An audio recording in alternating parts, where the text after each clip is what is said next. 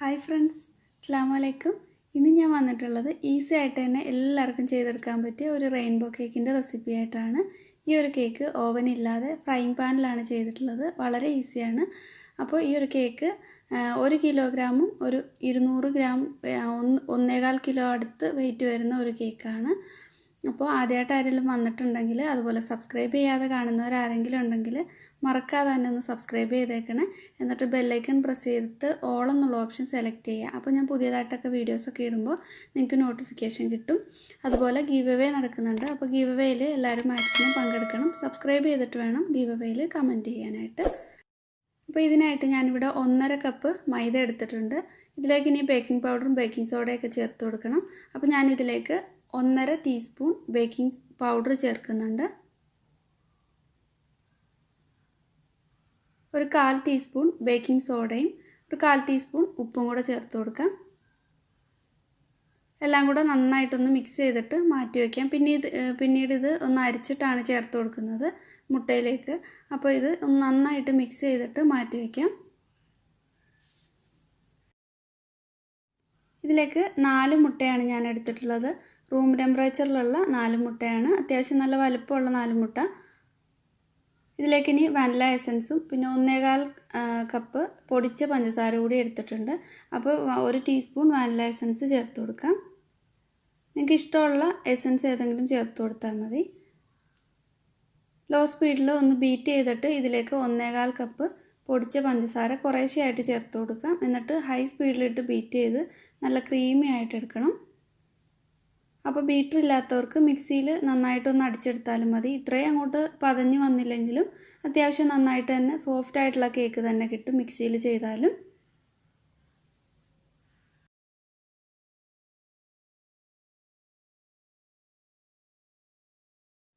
ഇപ്പോൾ പൊടിച്ച പഞ്ചസാര എല്ലാം ചേർത്തിട്ടുണ്ട്. ഇതിനി ഹൈ സ്പീഡിലിട്ട് നന്നായിട്ട് ബീറ്റ് ചെയ്തെടുക്കാം.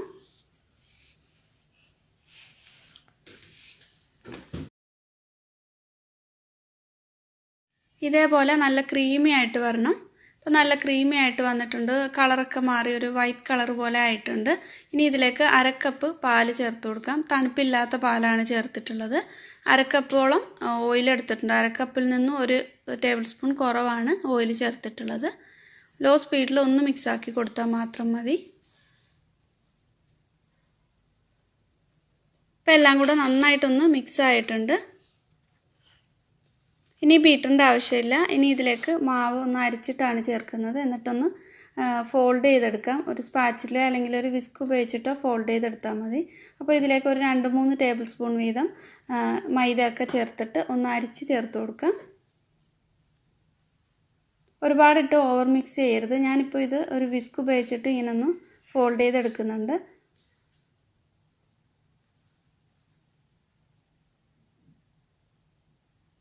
ഇതേപോലെ ഈ മൈദ എല്ലാം നന്നായിട്ട് മിക്സ് ചെയ്ത് കൊടുക്കാം. കട്ടയില്ലാതെ തന്നെ മിക്സ് ചെയ്യണം. അപ്പോൾ ബീറ്റർ വെച്ചിട്ട് ചെയ്യുകയാണെങ്കിൽ ലോ സ്പീഡിൽ മാത്രം ചെയ്ത് കൊടുക്കുക. ഇല്ലെങ്കിൽ കേക്ക് സോഫ്റ്റായിട്ട് കിട്ടില്ല. ഈ മുട്ടയൊക്കെ പതഞ്ഞ് വന്നിട്ടുള്ളതൊക്കെ അങ്ങ് താഴ്ന്നു പോകും. അതുകൊണ്ട് ലോ സ്പീഡിൽ ചെയ്യുക. ബീറ്റർ ഇല്ലാതെ വേണമെങ്കിൽ ഈസി ആയിട്ട് ചെയ്തെടുക്കാം. ഇതേപോലെ ഒരു വിസ്കോ അല്ലെങ്കിൽ ഒരു ഫോർക്ക് ഉപയോഗിച്ചിട്ട് വേണമെങ്കിലും ഒന്ന് മിക്സ് ചെയ്തെടുത്താൽ മതി. അപ്പോൾ ഇതെല്ലാം നന്നായിട്ട് മിക്സ് ചെയ്തെടുത്തിട്ടുണ്ട്. മുട്ട പൊങ്ങി വന്നത് ഒട്ടും താഴ്ന്നു പോകാതെ തന്നെ മാവെല്ലാം ഇതിലേക്ക് മിക്സ് ചെയ്ത് കൊടുത്തിട്ടുണ്ട്. ഞാനിവിടെ ഒരേ അളവിലുള്ള കുറച്ച് ഗ്ലാസ് എടുത്തിട്ടുണ്ട്. 7 ഗ്ലാസ്സിലേക്കാണ് ഇത് ഡിവൈഡ് ചെയ്തെടുക്കുന്നത്. അപ്പോൾ നിങ്ങളടുത്ത് കളറുള്ളതനുസരിച്ചിട്ട് ചെയ്താൽ മതി. ഞാനിപ്പോൾ 7 ഗ്ലാസ്സിൽ ചെയ്യുന്നുണ്ട്. എല്ലാത്തിലും ഒരേപോലെ തന്നെ ഈ ബാറ്റർ ഒഴിച്ചു കൊടുത്തിട്ട് അതിലേക്ക് ഓരോന്നിലും കളർ മിക്സ് ചെയ്യാം. അപ്പോൾ ഞാൻ ഈ ഗ്രീൻ കളറിലെ ഗ്ലാസ്സിൽ ഗ്രീൻ കളറാണ് മിക്സ് ചെയ്തെടുത്തിട്ടുള്ളത്. ഓരോ കളർ അനുസരിച്ചിട്ടാണ് ഗ്ലാസ് എടുത്തിട്ടുള്ളത്.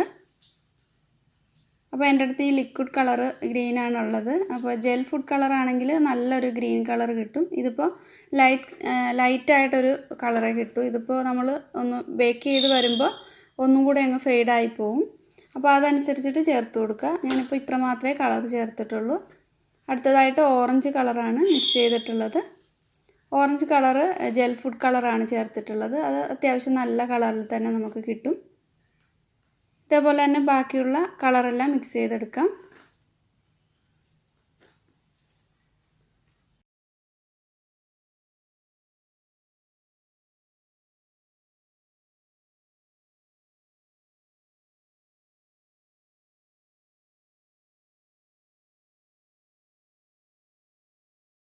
അപ്പോൾ ഞാനിതിലേക്ക് ബ്ലൂ കളറാണ് ചേർത്ത് കൊടുക്കുന്നത്.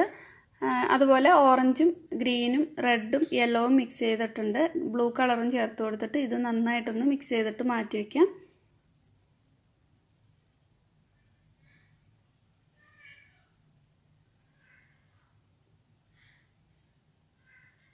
അപ്പോൾ ഇനി അടുത്തതായിട്ട് വയലറ്റ് കളർ മിക്സ് ചെയ്യാൻ വേണ്ടിയിട്ട് ഞാനിവിടെ ബ്ലൂവിൻ്റെ കുറച്ച് കളർ ചേർക്കുന്നുണ്ട്. ഇതിലേക്ക് റെഡും കൂടെ ചേർത്തിട്ടാണ് വയലറ്റ് റെഡിയാക്കി എടുക്കുന്നത്. അപ്പോൾ എൻ്റെ അടുത്ത് വയലറ്റ് കളറിൻ്റെ ആ ഒരു കളർ ഇല്ലാത്തതുകൊണ്ടാണ് ഇങ്ങനെ ചെയ്യുന്നത്. നമ്മൾ ചേർത്ത് നോക്കിയിട്ട് ഏത് കളറാണ് കൂടുതലായിട്ട് വേണ്ടതെന്ന് വെച്ചാൽ അതനുസരിച്ച് ചേർത്ത് കൊടുത്താൽ മതി. അപ്പോൾ ഇത് വീഡിയോയിൽ കുറച്ച് ഫെയ്ഡായിട്ടാണ് തോന്നുന്നത്, പക്ഷെ നല്ലൊരു വയലറ്റ് കളർ തന്നെ കിട്ടിയിട്ടുണ്ട്. അടുത്തത് ഇൻഡിഗോ കളറിന് വേണ്ടിയിട്ടാണ് ബ്ലൂവും ഓറഞ്ചും കൂടെയാണ് ചേർത്തിട്ടുള്ളത്. അത് പക്ഷേ ഒരു കറക്റ്റ് കളറിൽ കിട്ടിയിട്ടില്ല. അപ്പോൾ നിങ്ങൾ നോക്കിയിട്ട് ചേർത്ത് കൊടുക്കുക. അല്ലെങ്കിൽ ആ കളറിൽ തന്നെ ഫുഡ് കളർ വാങ്ങാൻ കിട്ടുമെങ്കിൽ അങ്ങനെ ചേർത്ത് കൊടുക്കുക. അല്ലെങ്കിൽ 6 കളറായാലും കുഴപ്പമില്ല. ഇത് കളറൊന്ന് മാറിപ്പോയിട്ടുണ്ട്. ഒരു ഗ്രീനിഷ് കളറാണ് വന്നിട്ടുള്ളത്. ഇങ്ങനെ ചേർത്തപ്പോൾ ഓറഞ്ചും ബ്ലൂവും കൂടെ ചേർത്തപ്പോൾ ഈ ഒരു കളറിലാണ് കിട്ടിയിട്ടുള്ളത്.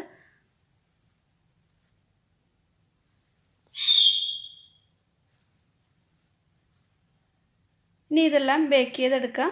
അപ്പോൾ ഞാനിവിടെ ഒരു പാൻ എടുത്തിട്ടുണ്ട്. ഇതേപോലുള്ള ഒരു ചെറിയൊരു 8 ഇഞ്ചോളം വലുപ്പമുള്ളൊരു പാനാണ്. അതിൽ നന്നായിട്ടൊന്ന് ഓയിൽ ബ്രഷ് ചെയ്ത് കൊടുത്തിട്ട് ഒരു ബട്ടർ പേപ്പർ കൂടി ഇട്ട് കൊടുക്കുന്നുണ്ട്.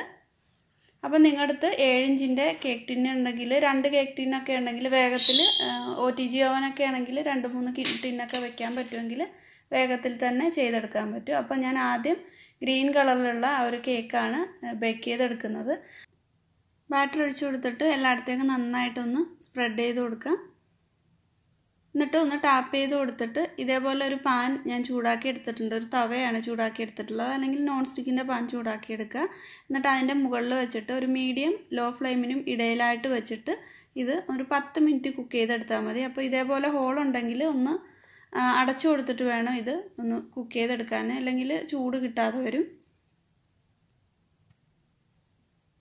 ഇപ്പോൾ ഇത് നന്നായിട്ട് ബേക്കായിട്ടുണ്ട്. ഒരു 10 മിനിറ്റൊക്കെ ആയപ്പോൾ തന്നെ ബേക്കായി വന്നിട്ടുണ്ട്. ഒരു സ്ക്യൂവർ കൊണ്ടിട്ടോ അല്ലെങ്കിൽ ഒരു ടൂത്ത് പിക്ക് കൊണ്ടോ ഒന്ന് ചെക്ക് ചെയ്ത് നോക്കിയാൽ മതി. അത് ചൂട് പോകാനായിട്ട് വെച്ചിട്ടുണ്ട്. എന്നിട്ട് ഈ പാൻ ഒന്നുകൂടി ഒന്ന് ടിഷ്യൂ വെച്ചിട്ടോ വല്ലതും ഒന്ന് ക്ലീൻ ചെയ്തെടുത്തിട്ട് അടുത്ത ബട്ടർ പേപ്പർ വെച്ച് കൊടുത്തിട്ട് അടുത്ത ബാറ്ററും ഇതേപോലെ തന്നെ കുക്ക് ചെയ്തെടുക്കാം.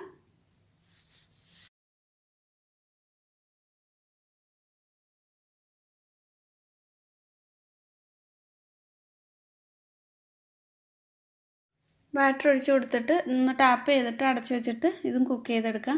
അപ്പോൾ 2 കേക്കൊക്കെ ഉണ്ടാക്കി കഴിയുമ്പോൾ ഇപ്പോൾ നമ്മൾ 10-20 മിനിറ്റൊക്കെ ആയിട്ടുണ്ട്. അപ്പോൾ അടുത്ത ബാറ്ററിൽ കുറച്ച് വിനാഗിരി ഒഴിച്ചിട്ട് ഒന്ന് മിക്സ് ആക്കിയിട്ട് വേണം ബേക്ക് ചെയ്യാൻ വേണ്ടിയിട്ട്. ഒരു 2-3 തുള്ളി വിനാഗിരി മതി. കുറച്ച് ബാറ്ററെല്ലാം ഉള്ളൂ ഓരോ കേക്കിനും. അപ്പോൾ കുറേശ്ശെ വിനാഗിരി ഒഴിച്ചിട്ട് ഒന്ന് നന്നായിട്ട് മിക്സ് ചെയ്തിട്ട് ബേക്ക് ചെയ്തെടുക്കുക. അപ്പോൾ നല്ല സോഫ്റ്റായിട്ട് തന്നെ കിട്ടും ലാസ്റ്റ് വരെയുള്ള കേക്കും. ഇതേപോലെ തന്നെ ഈ 7 കേക്കിൻ്റെ ബാറ്ററിൽ 7 കളർ ചേർത്തിട്ടുള്ളതും നന്നായിട്ട് തന്നെ ബേക്ക് ചെയ്തെടുക്കാം. 10 മിനിറ്റോളം മതി. ഓരോ അടുപ്പനുസരിച്ചിട്ടും വ്യത്യാസം ഉണ്ടാവും. ഇപ്പോൾ ഈ ഒരു കേക്കിൽ ഞാൻ വിനാഗിരി ചേർത്തിട്ടാണ് ചെയ്തിട്ടുള്ളത്. നല്ല സോഫ്റ്റായിട്ടാണ് വന്നിട്ടുള്ളത്. പുറം ഭാഗം ഒന്നും ഒട്ടും കരിഞ്ഞിട്ടൊന്നുമില്ല. ബട്ടർ പേപ്പറൊക്കെ വെക്കുന്നതുകൊണ്ട് കരിയാതെ തന്നെ കിട്ടും. ഇപ്പോൾ ഞാൻ 7 കേക്കും ബേക്ക് ചെയ്തിട്ട് അതിൻ്റെ സൈഡൊന്ന് കട്ട് ചെയ്ത് മാറ്റിയിട്ടുണ്ട്. ഫ്രൈങ് പാനിൽ ചെയ്തതുകൊണ്ട് സൈഡൊന്ന് മാറ്റിയിട്ടുണ്ട്. ഇപ്പോൾ ഇത് ലാസ്റ്റ് ചെയ്തിട്ടുള്ളതാണ് ഈ റെഡ് കളറിലുള്ള കേക്ക്. നല്ല സോഫ്റ്റായിട്ട് തന്നെയാണുള്ളത്. ഇതിലേക്കായിട്ട് ഞാൻ 1.5 കപ്പോളം വിപ്പിംഗ് ക്രീം ഒന്ന് ബീറ്റ് ചെയ്തെടുത്തിട്ടുണ്ട്. അപ്പോൾ ഇതിൻ്റെ വീഡിയോ ഞാൻ ഇതിനു മുമ്പ് അപ്ലോഡ് ചെയ്തതുകൊണ്ടാണ് ഈ വീഡിയോയിൽ കാണിക്കാത്തത്. അതിൻ്റെ ലിങ്ക് ഞാൻ ഡിസ്ക്രിപ്ഷനിൽ കൊടുക്കുന്നുണ്ട്, കണ്ടു നോക്കിയാൽ മതി.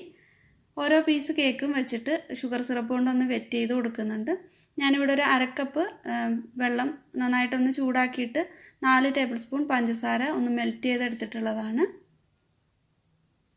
ഓരോ ലെയറിലും വിപ്പിംഗ് ക്രീം നന്നായിട്ടൊന്ന് സ്പ്രെഡ് ചെയ്ത് കൊടുക്കാം.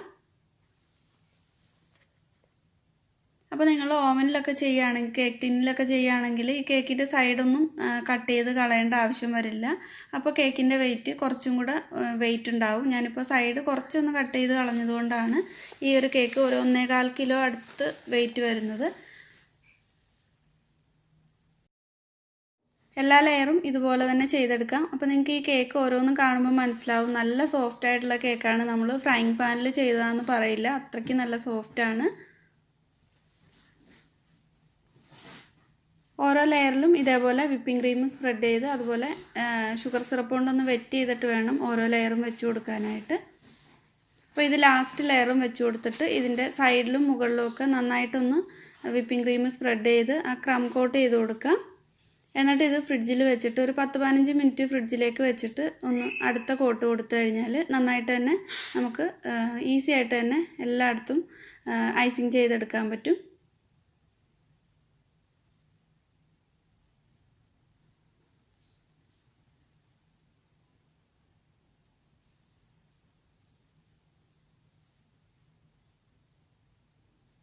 അപ്പോൾ ഞാനിത് ക്രം കോട്ട് ചെയ്തെടുത്തിട്ടുണ്ട്. ഇതിനെ ഒരു 10-15 മിനിറ്റ് ഫ്രിഡ്ജിൽ വെച്ചിട്ട് പുറത്തെടുക്കാം. എന്നിട്ടാണ് അടുത്ത ഐസിങ് ചെയ്യുന്നത്. അപ്പോൾ ഇതിലേക്ക് മുകളിൽ ഒന്ന് റോസറ്റ് പൈപ്പ് ചെയ്ത് കൊടുക്കാൻ വേണ്ടിയിട്ട് ഞാൻ ഒരു 3-4 കളറിലുള്ള വിപ്പിംഗ് ക്രീം ഇതേപോലെ ഒരു കവറിൽ വെച്ച് കൊടുത്തിട്ടുണ്ട്. ഒരു പ്ലാസ്റ്റിക്കിൻ്റെ ഒരു റാപ്പിൽ ഇങ്ങനെ മുകളിലായിട്ടൊക്കെ വെച്ചിട്ട് ഇതേപോലെ ഒന്ന് റോൾ ചെയ്തിട്ട് അതൊന്ന് നമ്മൾ പൈപ്പിംഗ് ബാഗിലേക്ക് ഇറക്കി വെച്ച് കൊടുക്കുന്നുണ്ട്. അപ്പോൾ ഈ എല്ലാ കളറും നമ്മൾ റോസറ്റ് പൈപ്പ് ചെയ്യുമ്പോൾ അതിലേക്ക് ഈ എല്ലാ കളറും കിട്ടും. നല്ലൊരു ഭംഗി ഉണ്ടാവും കേക്കിൻ്റെ മുകളിലും സൈഡിലും ഒക്കെ ഒന്ന് പൈപ്പ് ചെയ്ത് കൊടുക്കാനായിട്ട്. അപ്പോൾ ഞാൻ സ്റ്റാറിൻ്റെ 611 എന്ന് പറഞ്ഞിട്ടുള്ള നോസിലാണ് ഇട്ട് കൊടുത്തിട്ടുള്ളത്. അതിലേക്ക് ആ ഒരു ക്രീം ഇറക്കി വെച്ച് കൊടുക്കാം. എന്നിട്ട് ഇത് ഫ്രിഡ്ജിലേക്ക് വയ്ക്കുന്നുണ്ട്. കേക്ക് മൊത്തത്തിൽ ഐസിങ് ചെയ്തിട്ടാണ് ഇത് പൈപ്പ് ചെയ്ത് കൊടുക്കുന്നത്. അപ്പോൾ കേക്ക് ഞാൻ ഫ്രിഡ്ജിൽ നിന്ന് പുറത്തെടുത്തിട്ടുണ്ട്. ഇതിലേക്ക് മുകളിലും സൈഡിലും ഒക്കെ നന്നായിട്ട് തന്നെ വിപ്പിംഗ് ക്രീം സ്പ്രെഡ് ചെയ്ത് കൊടുക്കണം. ഈ ഒരു കേക്ക് 7 ലെയർ ഉള്ളതുകൊണ്ട് തന്നെ നല്ല ഹൈറ്റിൽ വന്നിട്ടുണ്ട്. അപ്പോൾ കേക്ക് ചെയ്തെടുക്കുമ്പോൾ നല്ല ഹൈറ്റിൽ കേക്ക് ചെയ്തെടുക്കുകയാണെങ്കിൽ നല്ല ഭംഗിയുണ്ടാവും കാണാനായിട്ട്. ഞാൻ ഇതേപോലുള്ളൊരു കാർഡ് വെച്ചിട്ടാണ് ഇതിൻ്റെ സൈഡൊക്കെ ഒന്ന് സ്മൂത്താക്കി എടുക്കുന്നത്. അപ്പോൾ ഒന്നുകൂടി ഈസിയാണ്. അല്ലെങ്കിൽ സ്ക്രാപ്പർ വേണമെങ്കിൽ അങ്ങനെ യൂസ് ചെയ്യാം. എന്നിട്ട് ഈ എവിടെയെങ്കിലുമൊക്കെ ഗ്യാപ്പ് കാണുന്നുണ്ടെങ്കിൽ അവിടെ വീണ്ടും വിപ്പിംഗ് ക്രീം ഒന്ന് ആക്കി കൊടുത്തിട്ട് നന്നായിട്ട് തന്നെ ഒന്ന് സ്മൂത്താക്കി എടുക്കാം. എല്ലായിടവും ഒന്ന് കവർ ചെയ്തെടുക്കാം. ഇപ്പോൾ കേക്ക് മൊത്തത്തിൽ ഒന്ന് ഐസിങ് ചെയ്തെടുത്തിട്ടുണ്ട്. ഇനി ഇതിൻ്റെ കേക്ക് ബോർഡൊക്കെ ഒന്ന് ക്ലീൻ ചെയ്തിട്ട് ബാക്കിയുള്ള റോസറ്റൊക്കെ പൈപ്പ് ചെയ്ത് കൊടുക്കാം.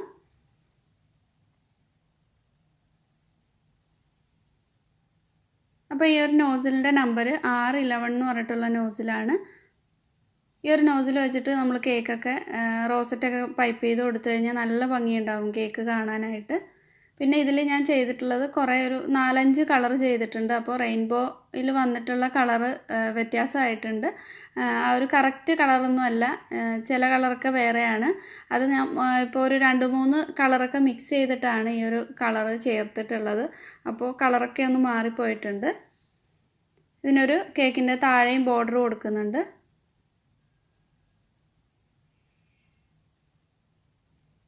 ഇനി ഇതിൻ്റെ മുകളിൽ കുറച്ച് വൈറ്റ് ചോക്ലേറ്റും സ്പ്രിങ്കിൾസും കൂടി ഇട്ട് കൊടുക്കുന്നുണ്ട്. എന്നിട്ട് ഇതിൻ്റെ സൈഡിലൂടെ ഒന്ന് ഡ്രിപ്പ് ചെയ്യാൻ വേണ്ടിയിട്ട് വൈറ്റ് ചോക്ലേറ്റും കുറച്ച് പാലൊഴിച്ചിട്ട് ഒന്ന് മെൽറ്റ് ആക്കിയിട്ട് അതിലേക്ക് കുറച്ച് റെഡ് കളറും കൂടി ചേർത്ത് കൊടുത്തിട്ടുണ്ട്. എന്നിട്ട് സൈഡിലൊക്കെ ഇങ്ങനെ ഒന്ന് ഡ്രിപ്പ് ചെയ്ത് കൊടുക്കാം. അപ്പോൾ കേക്ക് നന്നായിട്ട് തണുത്തിട്ട് വേണം ഈ ഒരു ചോക്ലേറ്റ് മെൽറ്റ് ചെയ്തത് ഇതിലേക്ക് ഒന്ന് സൈഡിൽ കൂടെ ഒഴിച്ചു കൊടുക്കാനായിട്ട്. അല്ലെങ്കിൽ പെട്ടെന്ന് തന്നെ അങ്ങ് താഴേക്ക് ഒലിച്ചു പോകും, നല്ലൊരു ഭംഗിയിൽ കിട്ടില്ല. അപ്പോൾ നന്നായിട്ട് തണുപ്പിച്ചിട്ട് ഇങ്ങനെ ഡ്രിപ്പ് ചെയ്ത് കൊടുക്കുകയാണെങ്കിൽ അവിടെ അങ്ങ് സെറ്റായിട്ട് ഇരുന്നോളും. അപ്പോൾ വളരെ ഈസി ആയിട്ട് തന്നെ എല്ലാവർക്കും ചെയ്തെടുക്കാൻ പറ്റിയ ഒരു റെയിൻബോ കേക്കാണ്. എല്ലാവരും ട്രൈ ചെയ്ത് നോക്കുക. വിപ്പിംഗ് ക്രീം മിക്സിയിൽ ചെയ്യുന്ന വീഡിയോയും ഞാൻ താഴെ കൊടുക്കുന്നുണ്ട്. ട്രൈ ചെയ്ത് നോക്കിയിട്ട് ഫീഡ്ബാക്ക് അറിയിക്കുക. നിങ്ങൾക്ക് ഈ വീഡിയോ ഇഷ്ടമായിട്ടുണ്ടെങ്കിൽ ലൈക്ക് ചെയ്യുക, ഷെയർ ചെയ്യുക. അതുപോലെ സബ്സ്ക്രൈബ് ചെയ്യാത്തവരാരെങ്കിലും ഉണ്ടെങ്കിൽ ഒന്ന് സബ്സ്ക്രൈബ് ചെയ്തേക്കണേ. എന്നിട്ട് നിങ്ങളുടെ ഫ്രണ്ട്സിനോ ഫാമിലിക്കോ ഒക്കെ ഒന്ന് ഷെയർ ചെയ്ത് കൊടുക്കാനും മറക്കരുത്. അതുപോലെ ഗീവ് അവേയിൽ എല്ലാവരും മാക്സിമം പങ്കെടുക്കുക. താങ്ക്